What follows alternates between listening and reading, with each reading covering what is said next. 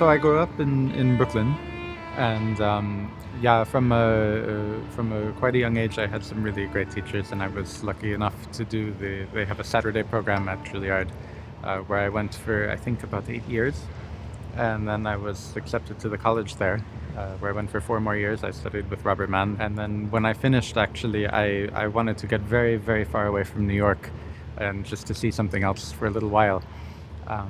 And so I found this amazing recording of Vera Betts, who was later my teacher, and decided that I wanted to come to the Netherlands to study for maybe 1 or 2 years. And that was about, I think, almost 11 years ago now.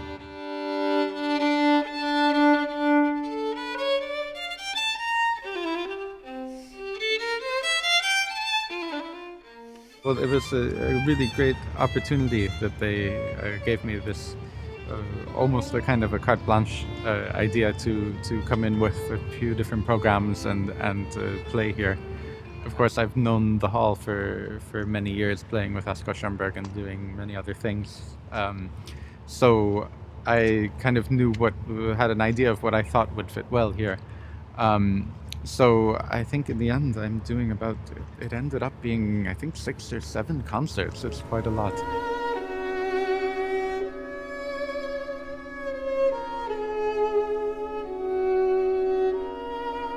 I think I haven't made it easy for myself with repertoire. There's a lot of really big pieces that I kind of have to be taking on for myself over the months and planning how I'm going to work them in and to really have the right timing to feel great going on stage and bringing that to the public. I think one of the nice things about the series is that it allows me to show a lot of different sides of myself as a musician, being able to come up on stage as a soloist, as a chamber musician.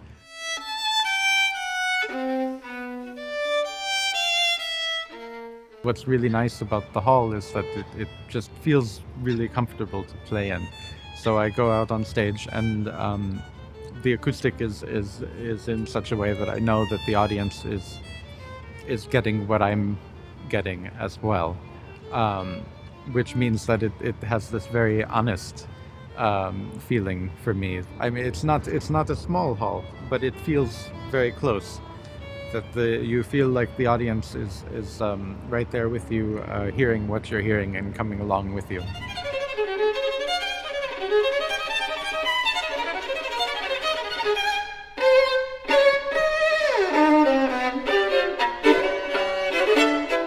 Yeah, right now the one that I'm looking forward to the most is definitely the September 9th, the openings concert, because that's the one really that I'm focusing on practicing right now. And I was really happy with coming up with this program in the end, because it touches on so many different sides of my kind of relationship to the Netherlands. You know, we start with the Bach chaconne, and that was a piece that I've, of course, always worked on since I was quite young. But of course, having worked with Vera Betts and Anna Bilsma for years on I think all of the Bach sonatas, it's a nice kind of culmination of that to come here and play the chaconne. I'm playing the sequenza from Berio. We're doing then a few chamber music pieces by György Ligeti and Sofia Gubaidulina. And then the two really big pieces on that concert are it's the Kammermusik No. 1 by Paul Hindemith, which is an amazing. It's this great piece, really wild and crazy, and ends with this really big whistle coming from the percussion that rides over the whole ensemble. And then we're also ending the concert then with the violin concerto that Joey Roukens wrote for me.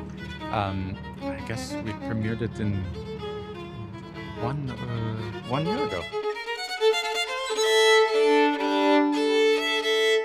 We're doing what for me is an amazing opportunity to do basically an entire day, I would say, based around Berio's violin duets. When I was in school, I would listen to to pieces by, for instance, by Webern or Schönberg or Boulez or whoever from the 20th century. And I really didn't, it was just for me, I didn't find anything in it back then. At a certain point, a few people had suggested that I listen and perhaps play some pieces of Berio. So I went and found some recordings, and every piece of his that I heard sounded totally different. And I thought, wow, that's really a great quality, that not every piece is going to just be a copy of the same piece, this time for violin, this time for orchestra, this time for clarinet or whatnot. But that they even could have sounded like they were written by different composers. And I thought that's worth looking into some more. I started learning the sequenza, and it was a kind of a long journey of just, first of all, just learning the piece, because there are so many notes in the piece. But then going beyond that and figuring what are the characters that he's wanting to convey here, what's the meaning behind this specific passage, or what should I do with this line here to make it interesting and make it and suddenly I found myself going back to other pieces by Webern or all of these other 20th century composers and finding more meaning in their music too. I kind of like to say these days that he was, for me, he was the gateway drug to modern music.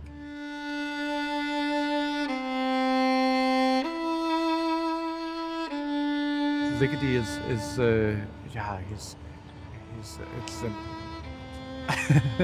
I don't even know where to begin describing him, because there's so much in there.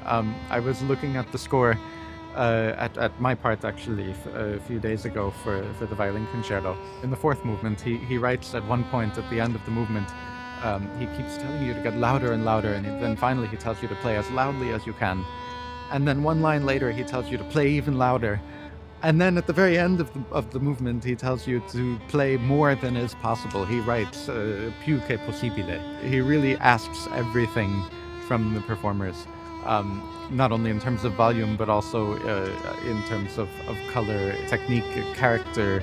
In the concerto, I mean, at that period of his life, he was really influenced by African music, by folk instruments, by strange tuning systems that are, so he, rather than the normal 12-tone scale, again, he's working from the overtone series, which gives it this really kind of strange, dirtier quality, that when you're playing, you can really feel the kind of the dirt under your fingernails.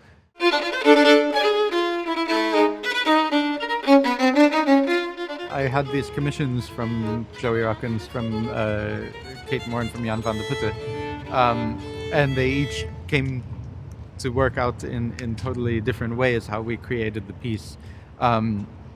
With Joey, when I got the piece from him, he came with a completed violin concerto, and then I went and played it for him, and we talked about what he was looking for and what kind of colors and characters that he had in mind.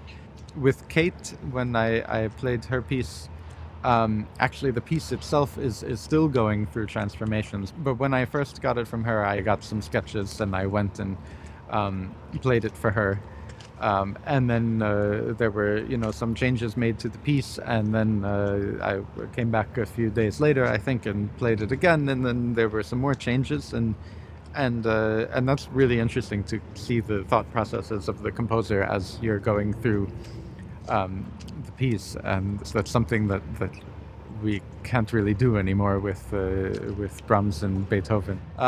And with Jan van der Putte, he came at first with the violin part, and then we tried to figure out he had a very clear idea of what he wanted for the electronics. He creates this amazing effect of, we spent, I think, 2 days recording me playing very, very slow glissandos, hours of recording this, and then he took that sound, which is my sound, and transposed it, I don't know how many octaves higher, and so it becomes this really unearthly sound that gets projected into the speakers around the hall, and eventually gets kind of whirled around the public.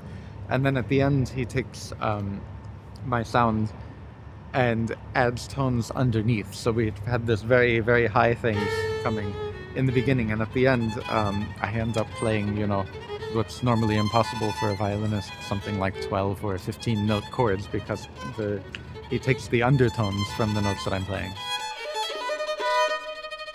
I think it's part of our job as performers to keep the tradition going, because Beethoven and Mozart and Schubert and Bach, they all wrote modern music at the time. So that's one of the things that I think is first of all that we should just do, because it helps 100 years from now. People will be having great pieces because we commissioned them. On top of that, I think it's a really wonderful experience to work with living composers, because it gives you a totally different perspective on music from the past as well.